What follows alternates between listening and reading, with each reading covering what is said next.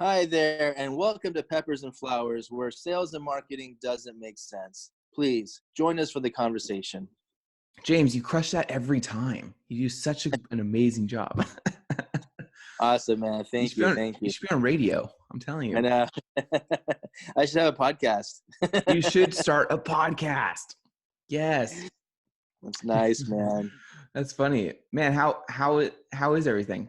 How was your week? It's going, hey, it's been a good week. It's one of those weeks where it just kind of flew by. And, the old adage, time flies by when you're having fun. So I guess it's been a fun and eventful week.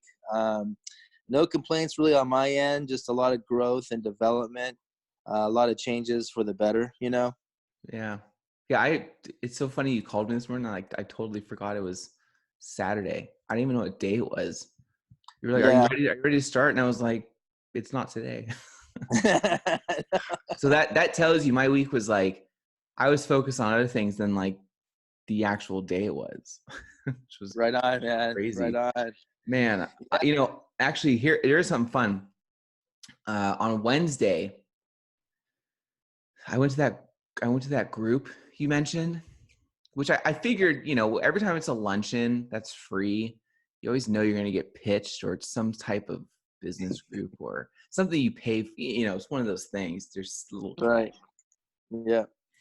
um, and I really love going to those things because I think the guys who run those meetings are really underrated. Like they have they do this, been doing this for years and years and years, and they have such good presentation skills.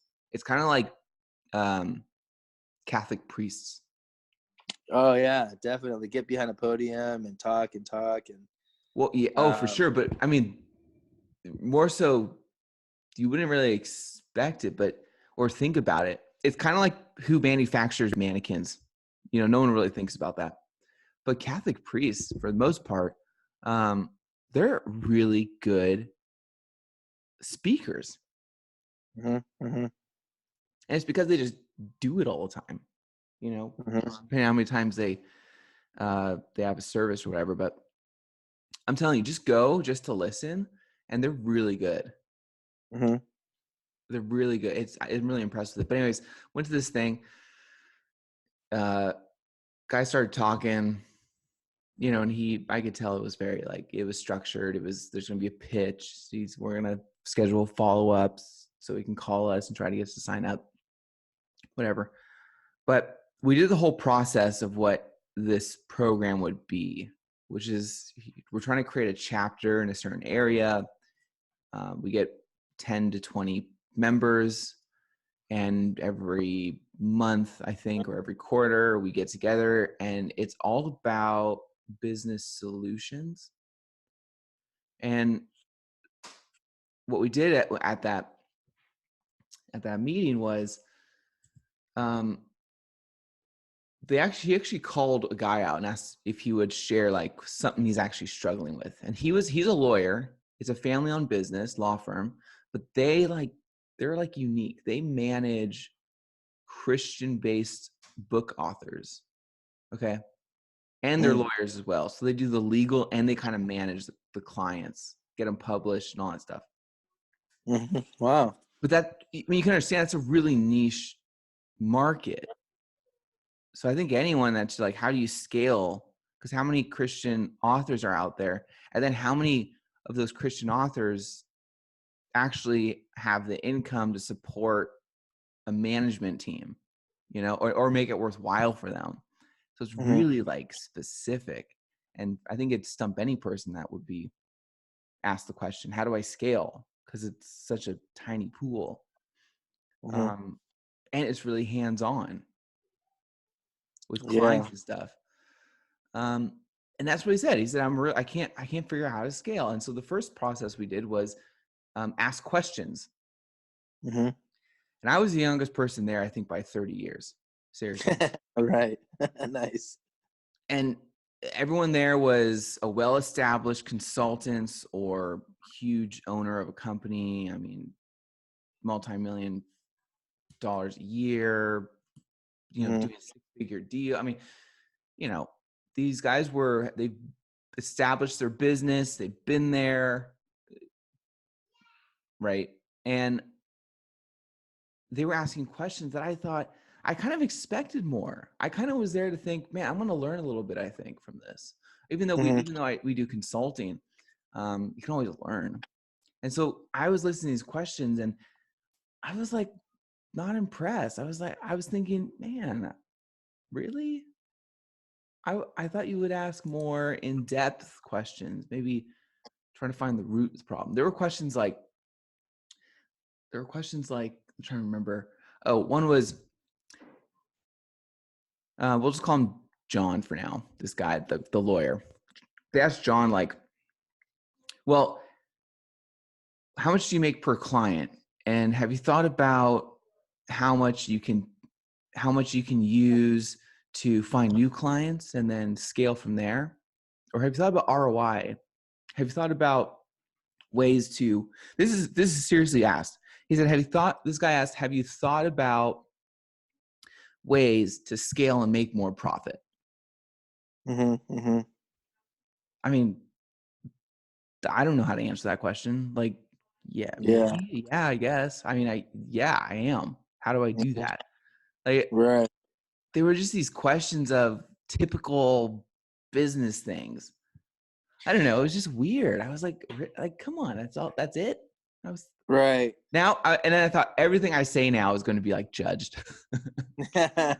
Yeah. Well, And then, no. I mean, well, it's yeah, go ahead. I was just going to say, so he finally said, I asked him, I said, well, like, what are you doing right now? Like, Mhm. what takes up most of your time? Right.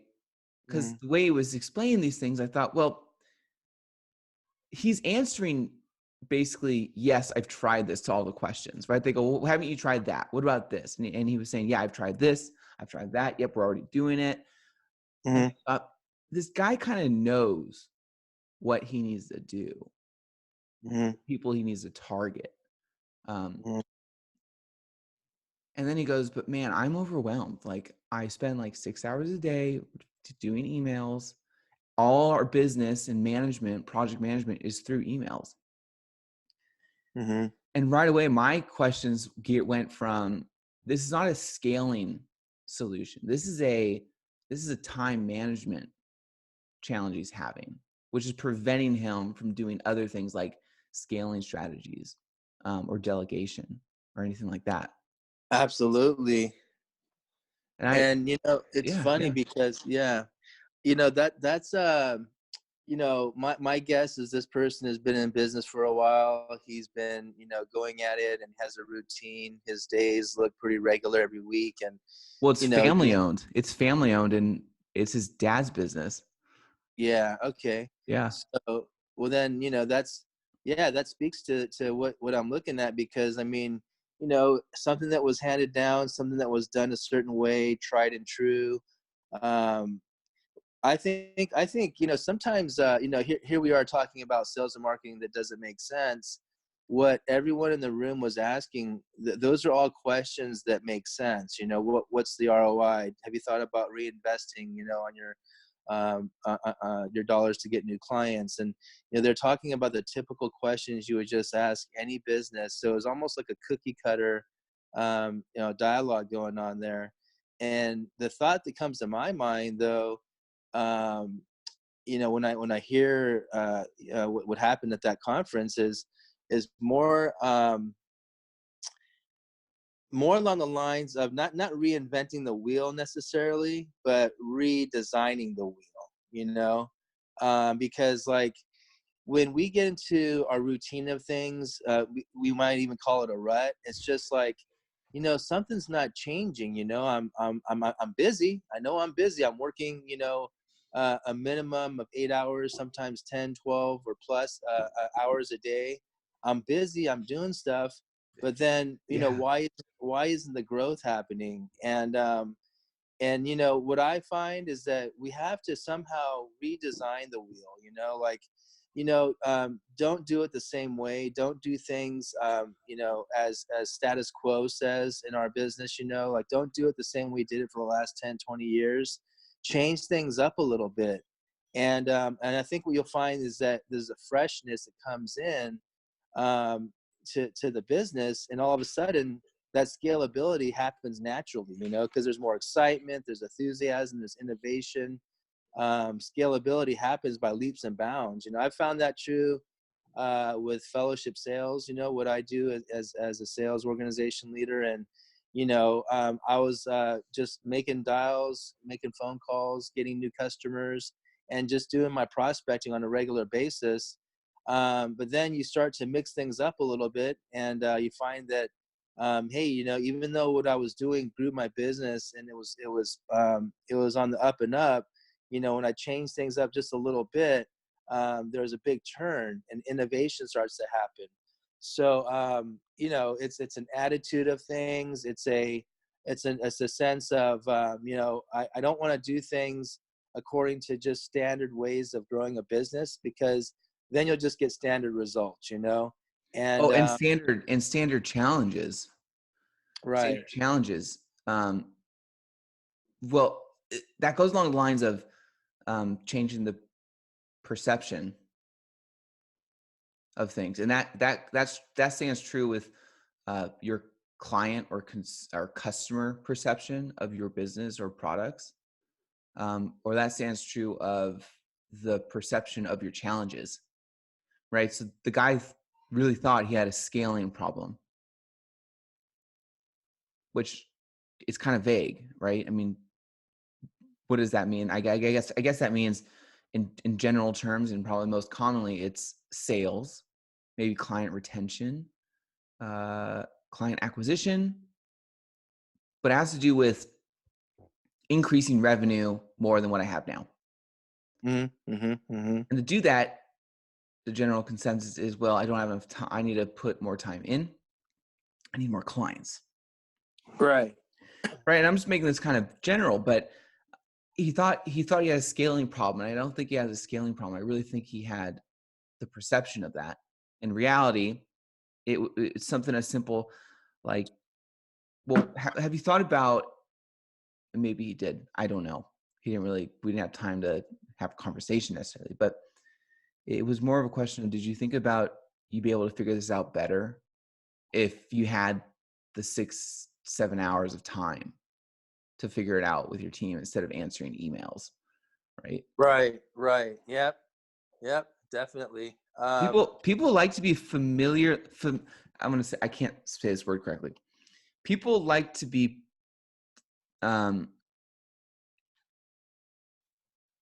surprised. They like to have familiar surprises. That's what I like to say. Yeah, it's kind of like, peppers and flowers. I don't know why I keep talking about our podcast name, but spice it up a little bit. Add a little bit of pepper, add a bit. Like what, when you bring flowers to your wife or your girlfriend, it's like, hey, here's a little bit of spice to our day. It's not the common, good morning, good afternoon, good night. Here's a flower to spice things up a little bit. It's not the typical, beef stew. Got a little bit of cayenne pepper in there. Put a little bit of habanero. Spice it up a little bit, and all of a sudden you're like, yeah, like my business, it's a little stale. I don't know. I'm not sure. The flavor isn't there right now. I don't know Yeah, what it is. just give your business some flowers. Yeah, Yeah. man. It's so funny. Uh, I think, I think, I think business owners, and I try to do this. And I'll admit it's not easy. It's not easy. But I think the thing to do is understand that there is no rule book, right? I would say there are ethics, okay? And there's a standard of whatever. There's a standard of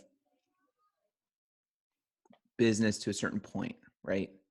There's certain things like don't screw people over, right? Like that's like an unwritten rule that kind of like there's certain things you need to follow, right? Yeah, There's a absolutely. certain foundation of ethics you have to follow. That's my point. Right. That's totally true. But I highly recommend that in order to get edge or in order to make your business unique, like everyone's trying to do, is don't do what everyone else is trying to do, and be weirder, be okay with going against that invisible rule book of business. Yeah. Yeah. Because that's where innovation will come from. And Yeah. people, I don't know if I talked about this before, but people like patterns. Okay, so here I love this little thing I have. Hmm. I'm at a loss of words this morning. Like I can't think of words.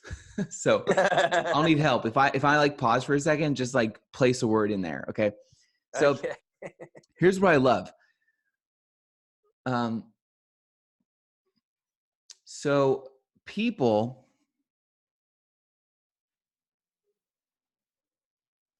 I lost my train of thought. You're Oh, talking about, patterns. Yes. yeah, patterns, right? Okay. So people like patterns, right? They find comfort in it. Okay. Which means it could be something as simple as 9 to 5 jobs. And there's nothing wrong with that, right? Nothing wrong with finding 5 Right. jobs. But that's probably Yeah. the most common pattern that people can relate to. Monday through Friday. Then they have the weekends. Okay, 9 to 5. They get up at a Right. certain time. They do all their routine. They drive. They have lunch. They finish work. They drive home. That's a pattern. People Yeah. get used to that pattern. Now, when you challenge the pattern, like, hey, why don't you go start your own business? That makes them uncomfortable. So they don't Yeah. like it because it's not part of the pattern. Yeah. Now, another friction to the pattern might be other people's actions, right? Because Hmm. we can be judgmental as people. It's just the way we are. It's not really a problem. It's just the way Hmm. humans are. Hmm. Hmm. So James, I'm going to be the 9 to 5 guy, and you're going to be a business owner that's just starting. And you're Hmm. going to go, man, I just quit my job. I have a startup. I'm going to just build it from scratch. And it's going to be the next like application on your phone for whatever it is. Now that makes Hmm. me uncomfortable because as a human, I like patterns. It makes me comfortable. So I'll say, James, no. Are you sure? I don't know. I don't know if that's going to work.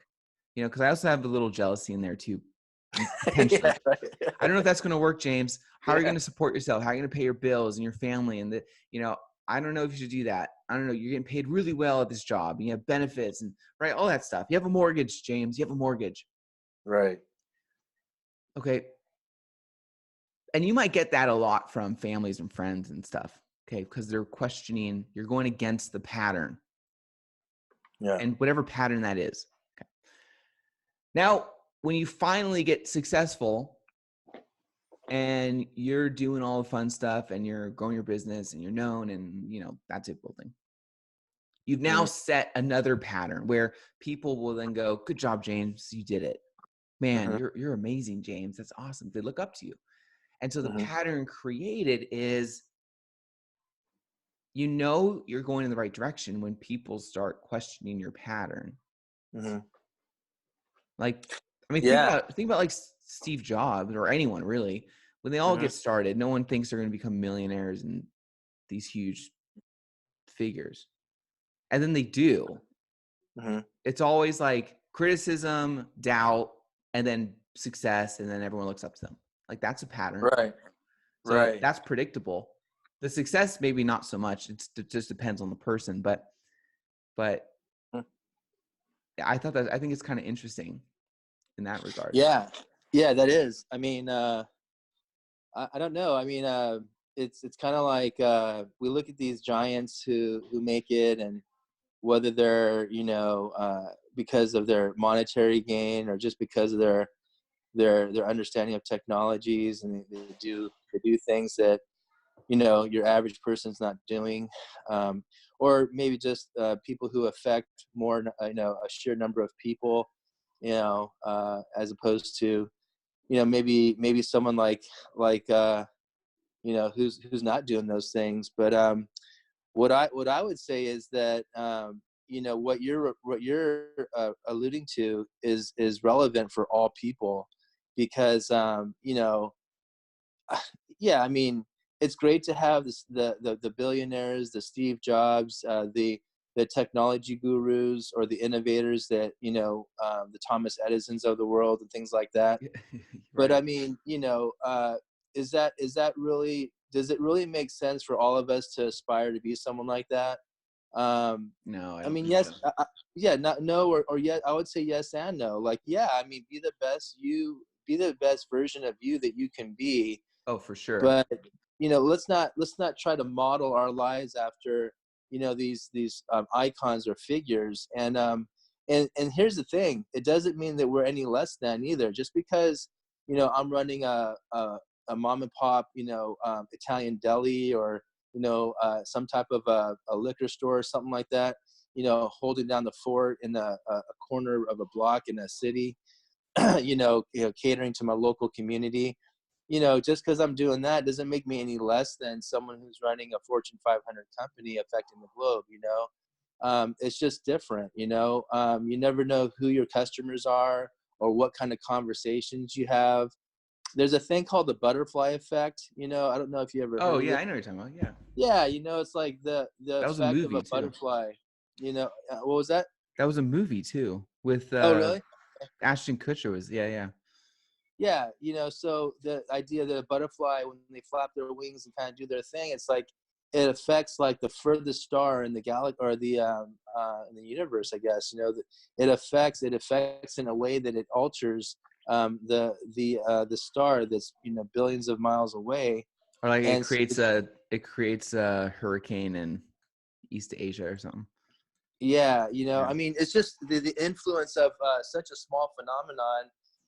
I see that as true for human beings too. Like, when two, say a couple has a conversation, in the quietness of their own dining room, just after a nice dinner, they're just talking. The kids are playing, their couples talking in their dining room, and just that small conversation, the words that are exchanged, the laughter, the smiles, and the thoughts, and all that effect. Yeah. There's a lot going on in that room. It's not just oh, just another day. No, the things we say, the things we do, I believe it makes impact, in bigger ways. And so it could be just we're holding down a fort in a mom and pop shop, in a small town somewhere, and we're changing lives, every day, that affect, families and cities and things like that. So I don't know. I guess my main point that I'm trying to make here is that, all of us have that capacity to apply what you're saying and do things a little differently to affect our own lives. And our lives can make a huge impact in this world. Yeah, So, I think everyone has that potential in them. But I think what the question to go off is what prevents people from doing this? And I think a big one is it goes against patterns. Like there are clients I talk to and they don't want to do anything more. And I understand this. I know why, but I'm just, but they don't want to do anything more than what their competitors are doing. What? No. I want my website to be like this, or I want it to be like that because my competitors are like this yeah, and they're like that. And I understand that, but you're not going to be able to break through that wall of innovation and being yourself and translate into build your own business and have its own flavor and personality and all this stuff if you compare yourself to the process of other people that worked for them. Like everyone has different personalities and traits, and the process might work better for certain people of those same personalities and traits versus like your own process that you figure out. But I think yeah, regardless, I think there's a lack of understanding that I think business is a mold or like a melting pot of art, a lot of art, creativity, and less about the finances. Okay. oh yeah, Less definitely. about numbers or less about big job titles. Then Yeah, you have to think about it. It's in a certain sense, you're always trying to come up with the next thing to increase sales or this. It's really a creative process. uh-huh. And that's my favorite part about business, is always like trying to figure out how I can move forward or get an edge, or there's so many different things. But I think changing the mindset of treating it more like an art, like sales. And well, for sure, I mean, you can touch more on sales more than I can, but for sure about marketing, I think it's more of an art form than it is a skill. Mm-hmm. Mm-hmm. 100%. Mm-hmm. How so?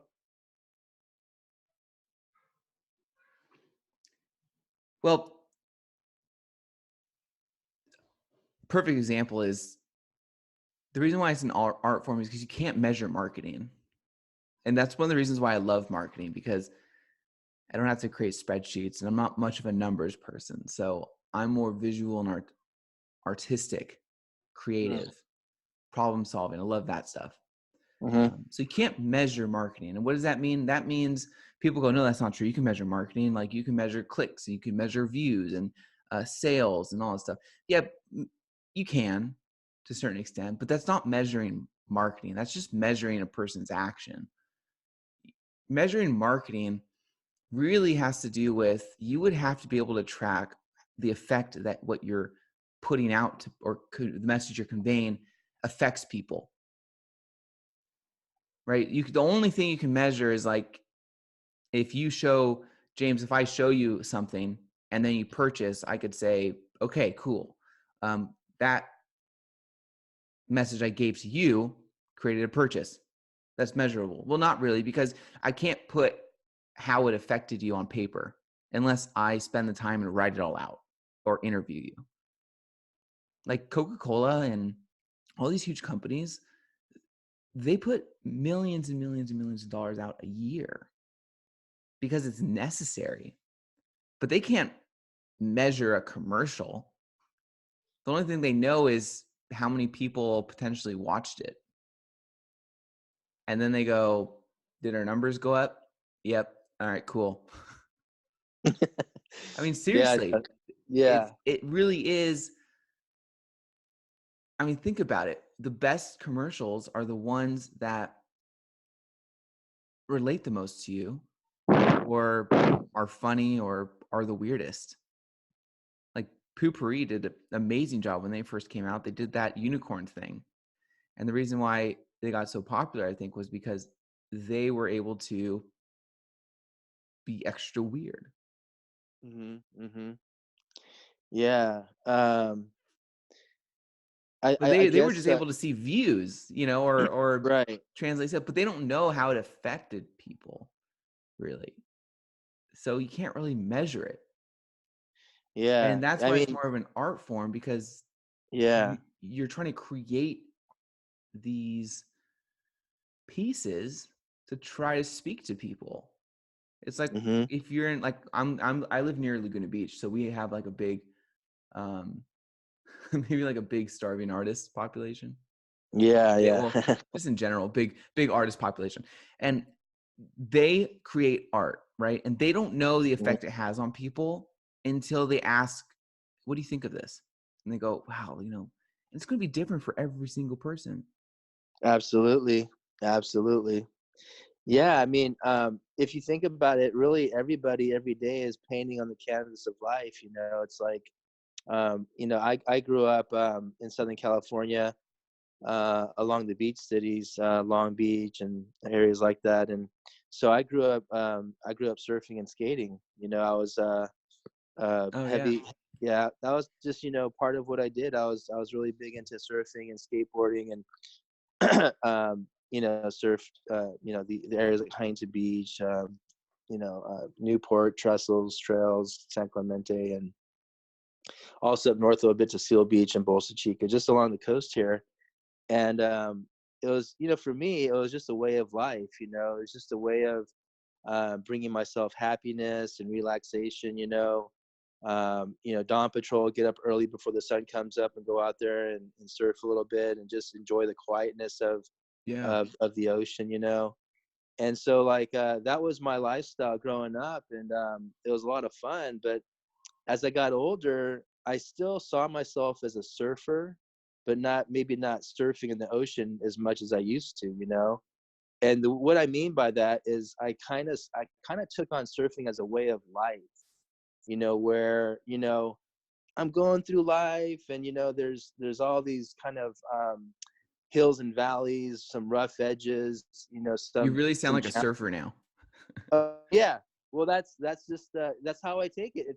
I think everyone has a mode of operation. Maybe for somebody else, it's more of who knows, an engineer or a scientist, or more of a first responder. Someone who just has a certain mentality. I had one of my best friends growing up in elementary school. His dad was a fire chief. And his whole thing was, I'm going to fire academy and becoming a fireman. And he just had this way of looking at life, and helping people.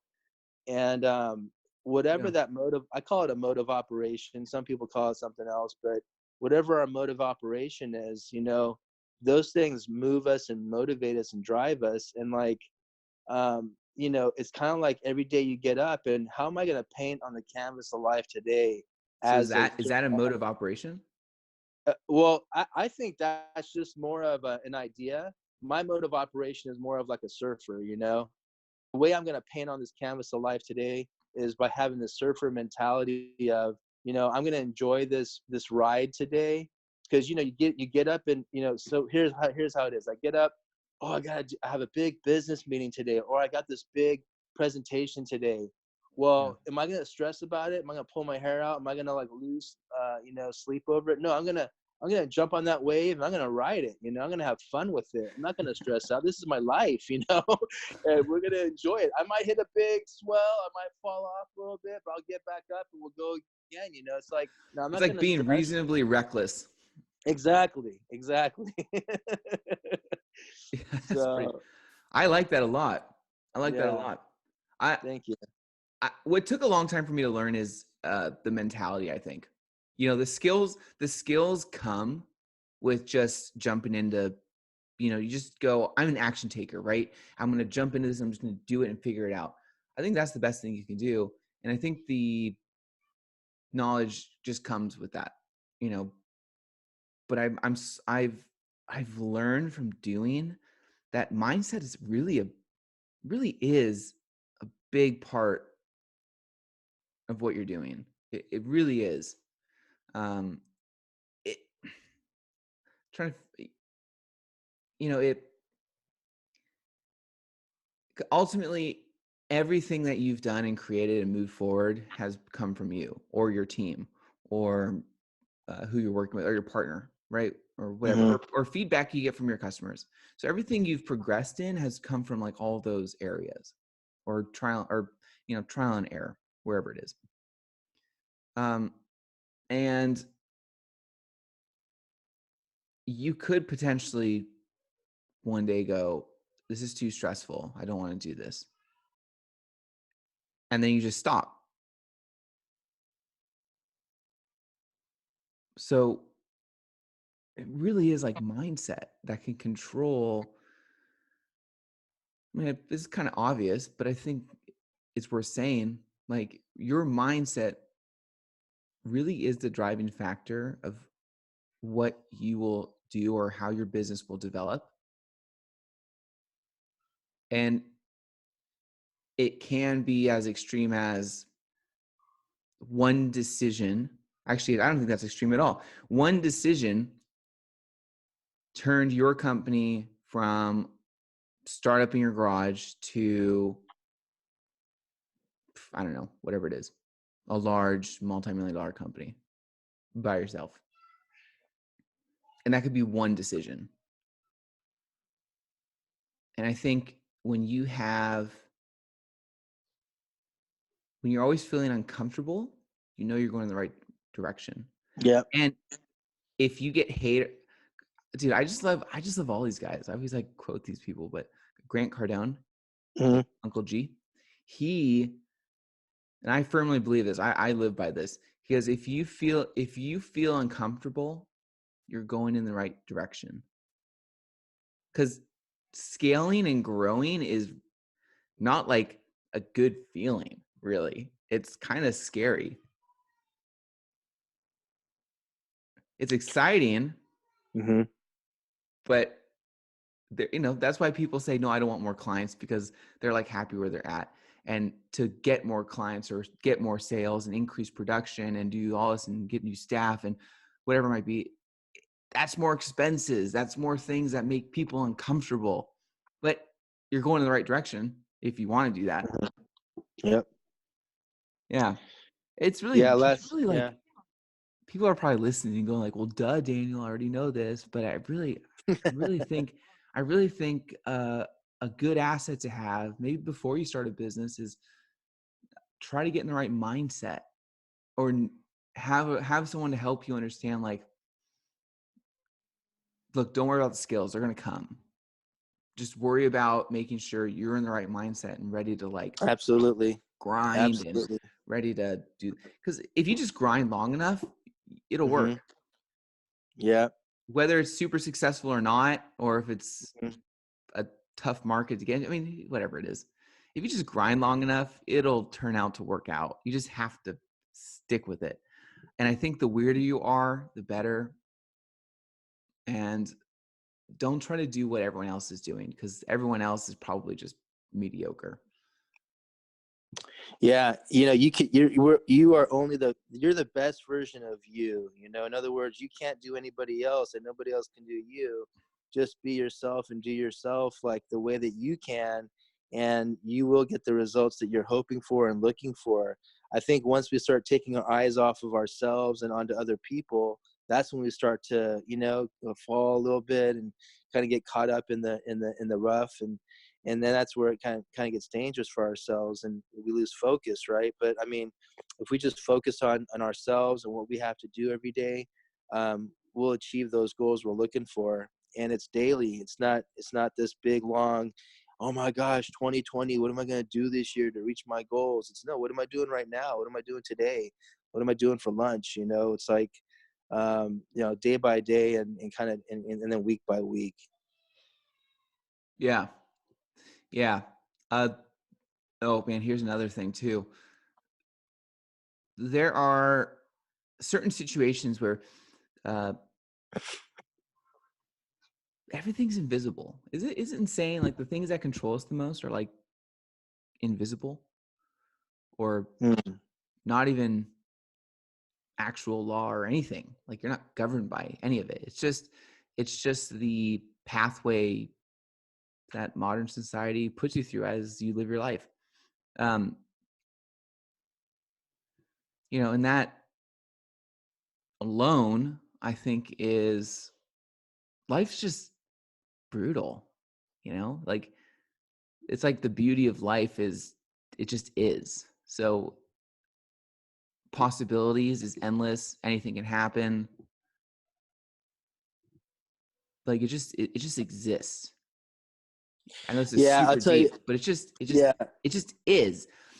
And then Hmm. you're going to unconsciously know, or unconsciously move in a certain direction based on how you're raised, or what the expectations are, what other people feels best for you, because it was best for them at their time.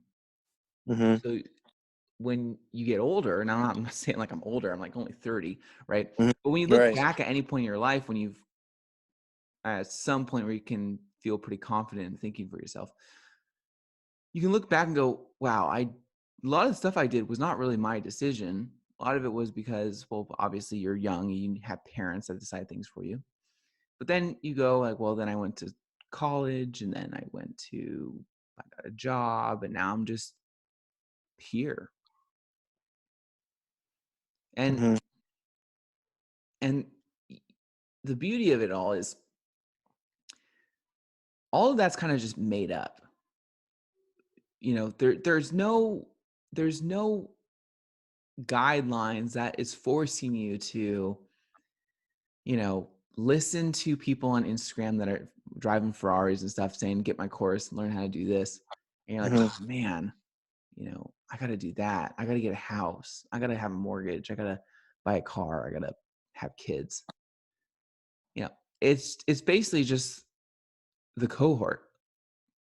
You're thinking these things because everyone else is doing it around you. And so wherever you're at, you're going to want to do what everyone else is doing. And that can be that can harm you from preventing you from doing what you would really want to do, which might be an artist in Laguna Beach. Who knows?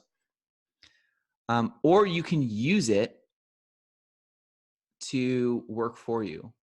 And I'll give a quick example. Here's how you can make this work for you. People like doing what other people are doing. The majority of people are doing, right? Because they know, like, well, this is a well-established pattern. I know this is going to work because it works for many other people, which is why a lot of people go to college. Like, man, I should create a college. I'm serious. I wish I could just own the college system because it's the best business model. From a young age, the parents tell the kids to go to college. The first thing after high school, every kid, well, I would say majority, most of the kids want to go to college, right? Think about it. They'll say, hey, mom, dad, I want to get a car. They go, no. And a car is what? Let's just say $30,000. And let's just say you can go to a state school for $30,000 for 2 years, right? Something like that. Maybe even 4. It's not too expensive. They're going to go, no, you need to go to college. So they don't even question to spend $30,000 for a college. They don't even question it. It's just you are going. We've already saved for like 50 years for this. But for a car, you go, no, I want to get a car because I want to be independent and I'm going to start a job or whatever the reason is, which is still $30,000, which can be a tool for you to succeed in life, to get around and whatever. They go, no. You need to go to college. That's so much certainty. You see what I mean? It's insane how ingrained that is. And it's a comfortable pattern because it worked for them. Now, I'm not trying to just bash school. I'm just giving an idea of like people follow patterns. So you can use this. Yeah. Like if you're marketing something or doing sales, and maybe you can touch a little bit more on this. Actually, let's talk more about sales for a second. I think I mentioned this before, but in your sales, you can use that. So by saying things like most people, most of my clients prefer this. Most people prefer that. Little things like that, knowing like people want to do what other people are doing. So if you can hone in on the deeper meaning of why people do things, you'll have an advantage. That's exactly why business professionals really have to be in touch with their surroundings, whether it's business at large or the latest trends, culture, of course, communities, people, businesses, cities, just kind of a general awareness of what's going on in the world around them. Because what you're really talking about, that I think the word comes to mind, is being relevancy.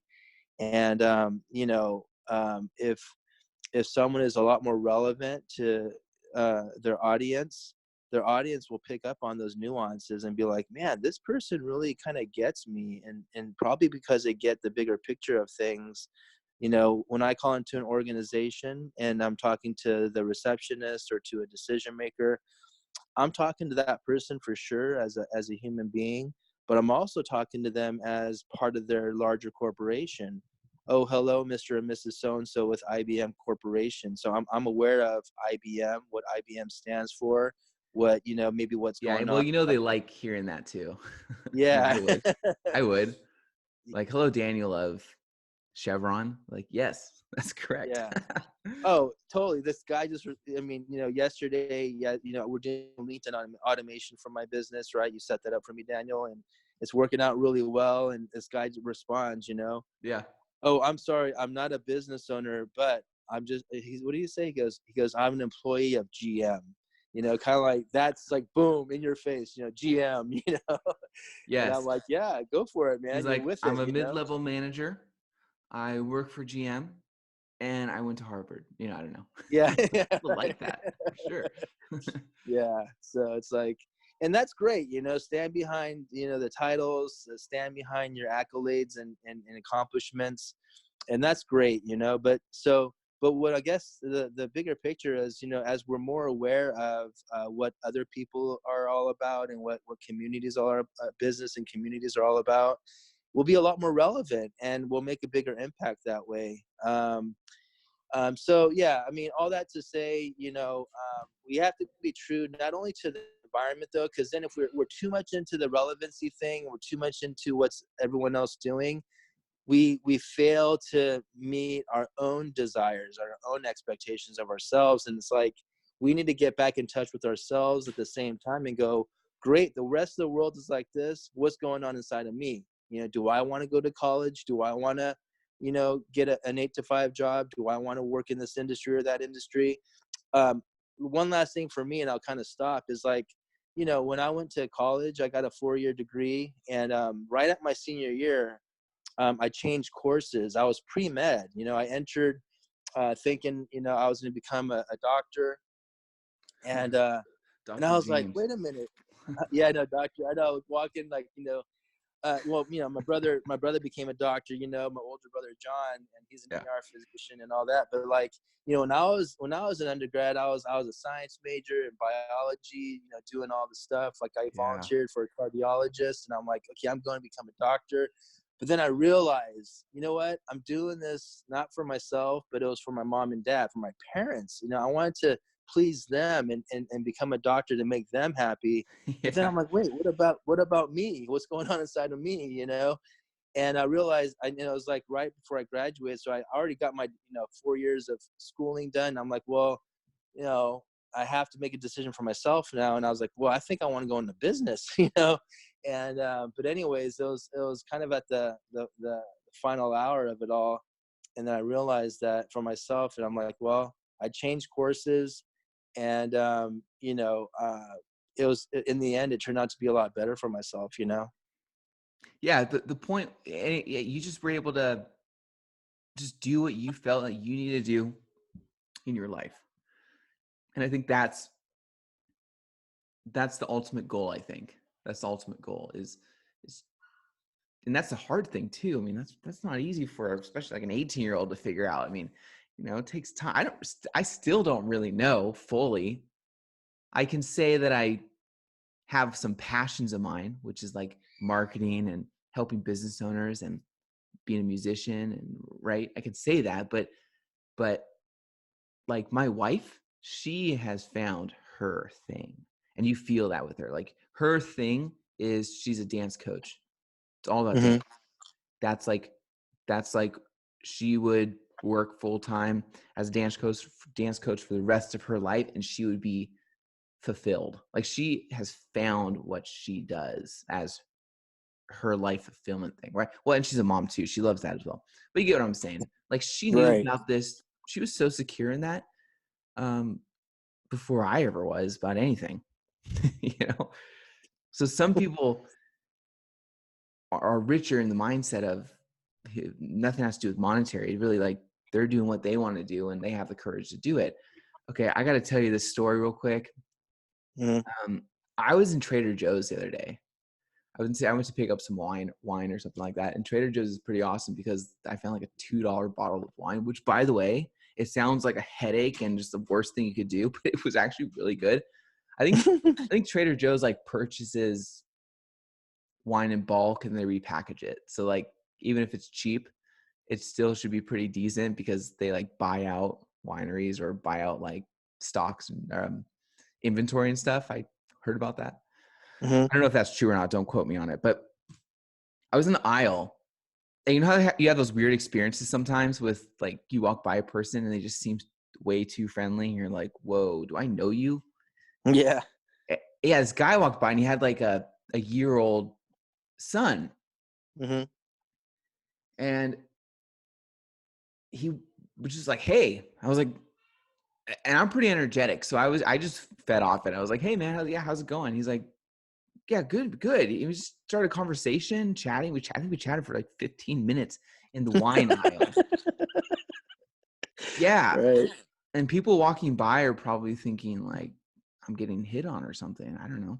But it was really interesting because, I mean, just think about it. I was in the wine aisle. This guy starts talking to me and he's telling me things like, man, your attitude is really like um contagious. Like, I love your attitude about things. And the first thing he did was, what do you do? I go, oh, okay. Well, marketing and agency and consulting and business owners, blah, blah, blah. And he's like, Mhm. oh, that's awesome. Really? So you work from home? Like, he's digging for information, which is fine. I mean, it's just conversation, right? I'm not trying to like bash the guy, but Right. he's digging a little bit. And I'm thinking in my head, oh, okay, probably he is trying to do the same thing because he's really interested in it. Mhm. Normally people ask those questions just to ask them. Doesn't really mean they're interested. And Right. he goes, well, I'm kind of getting into something like that too, but it's a little different. I have my mentors that help me learn how to retire early. I hear, like, I've been hearing a lot of people telling me this stuff. Like, there's this couple, they retired. They're going to show me how to become financially free and all this, because I want to live the life that I want to live. And he Mhm. kept asking me, like, well, what, like, are you working to build a life that you want to live? And everything had to do with, screw now. I want better. I want money. I want a house. He didn't say this literally, but this is like what he's alluding to, is a life where you have a private jet and you're going on vacation all the time. And it looks like you never work, right? That's what everyone wants. Mhm. And I kind of stopped him and I said, okay, look, first of all, I'm already happy. Like, I'm already living the life I want to live, Mhm. regardless if I want to leave my 9 to 5 to start a business, or if I want to leave my business to go work for a 9 to 5. Whatever you decide to do in your life, I told him, well, I really thought this more so, but you should be aware and be careful and be happy and satisfied where you're at in your life right now. And Mhm. everything else you achieve is going to be a bonus. Because if you reverse it, you're going to live your life chasing the next thing, and you might be a millionaire, or you might hit that point where you feel like, I'm successful now, people respect me, whatever it is, right? Even if you do that, people still won't respect you. Like, you still have haters, but it's never going to be enough, right? It's never going to be, I need more, I need this, I'm not satisfied, I don't have the life I want. Where if you reverse it and say, no, no, no, I'm happy, I'm living the life I have, whether you have money or you don't, or whatever situation you have, and then go from there. And then you'll be a lot happier with everything. You see, Yep. just enjoy what you have. Yeah, absolutely. And then every little win you get in the future, that's just a bonus. That's just cool. I don't need it. I want to achieve it, but I don't need it to determine my happiness, because I already have it. I'm already satisfied with my life. Totally. I think that's a good foundation that I think a lot of, it's about the quick oh my God, I can't even say it. Satisfaction. Satisfaction, the quick getting satisfied really fast. I want to make a ton of money. I want to do this. No one's in it for the long term. No one's okay with actually building a business, which is why service products are so popular, webinars, trainings. They're so popular because they think it's a shortcut. And they don't Yeah. realize, well, the guy spent 20 years doing this, or Yeah. spent 5. He did the grind to make this happen for you. And so you're kind of chasing that happiness thing. Like, oh, if I just can get $4 million a month, I'll be happy. Things will be great.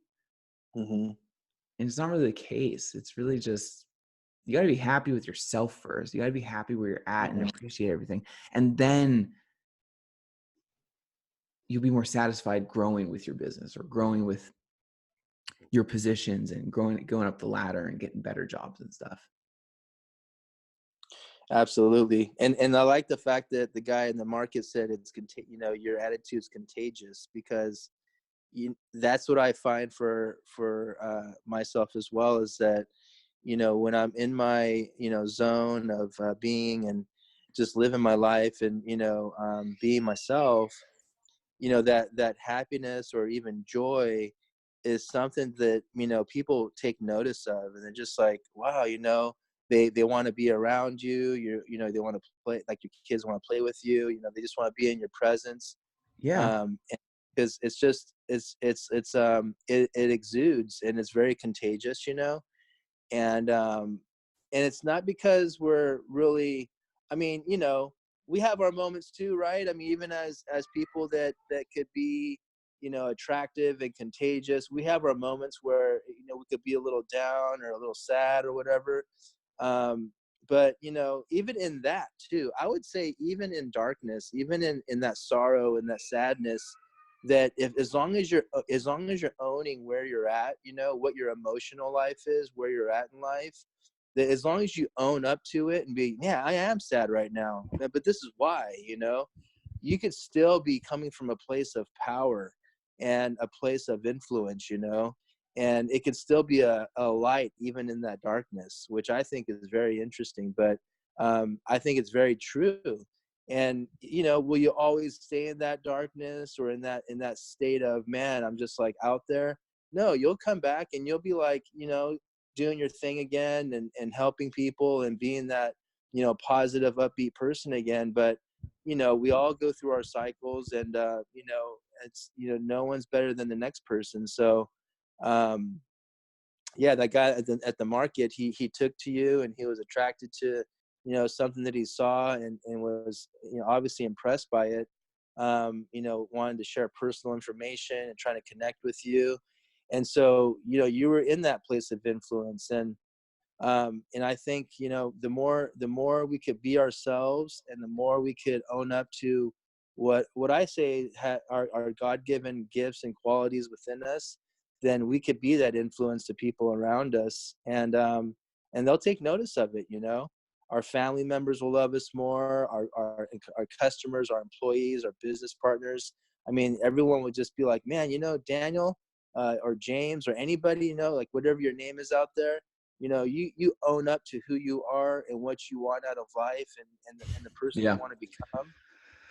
And I respect that, and I want to recognize that, and just, I think, and we'll feel a lot better about that too, with ourselves, because there's congruency now. It's like we're congruent with who we are, and what we want to become too, so Yeah. um, I like your attitude, man. I think you really, with what you're saying, that you're happy right now. You don't need whatever that future plan is, whether it's money, time, or relationships, to make you happier. No, you're already happy.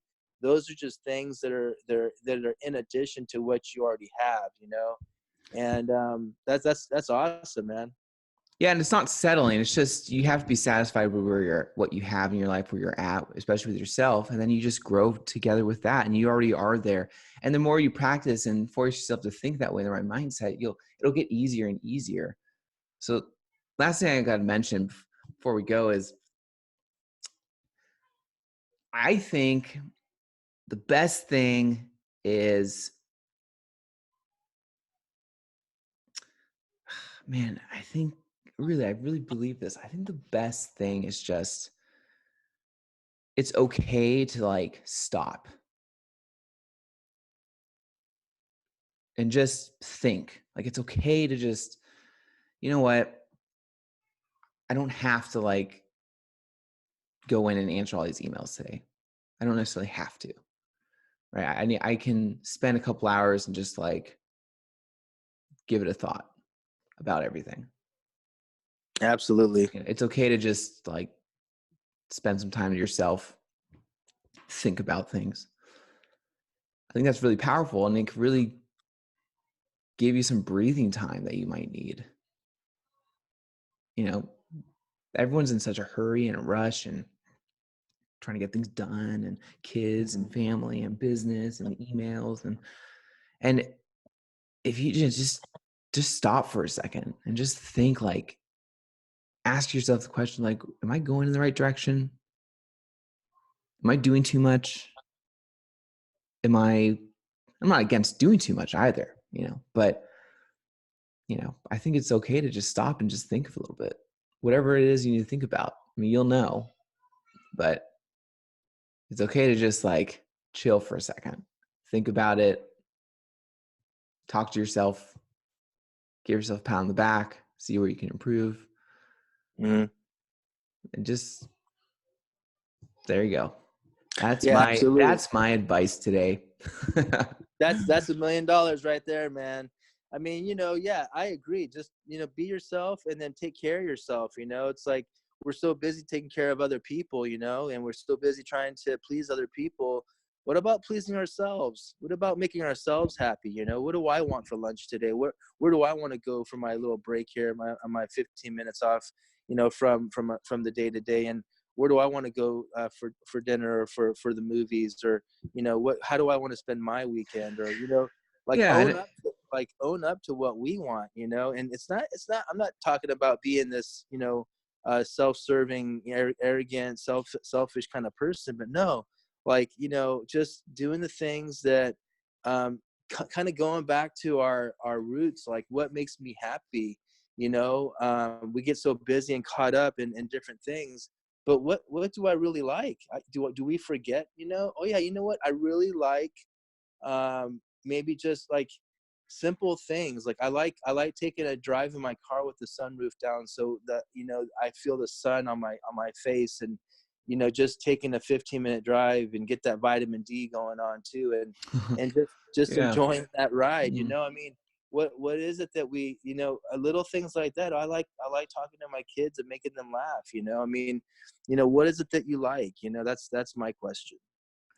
Yeah. Yeah. I think mindset, understanding that your solutions in business don't have to be complicated ones or expensive ones at that.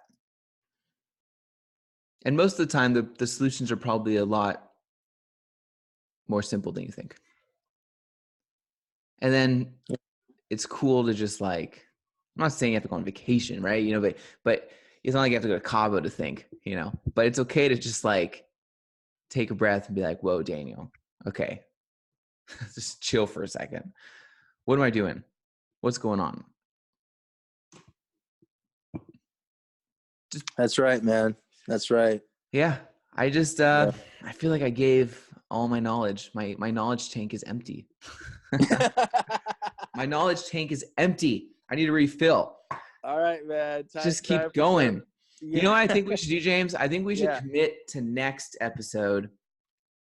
I know we kind of just like go off on topics for every week that goes by, but I think next episode we should challenge ourselves. Let's commit to a topic. I do have people that potentially want to come on. So Okay. I might have some fun guests, but what I wanted to talk to you real quick about is let's do a practical training next episode. The topic will be a secret until then. You'll have to know. But I think we're going to do a training next time. What do you That think, James? sounds good. That sounds good. I think trainings are good, and people tend to be more focused.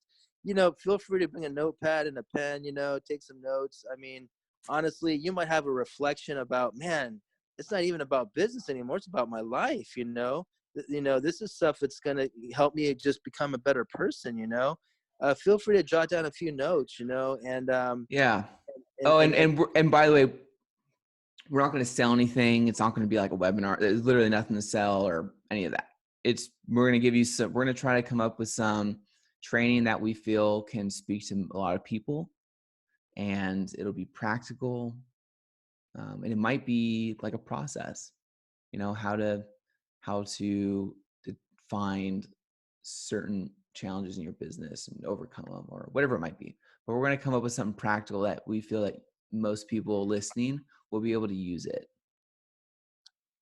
right on. That sounds good. And our next episode will actually fall on Valentine's Day, so we'll be doing that, broadcasting it the day after, though. But if we don't talk to you before that Valentine's Day, you guys have a happy Valentine's Day, and let Valentine's be an inspiration for you too, to just to take a different look at your business, take a different look at your Oh, relationships.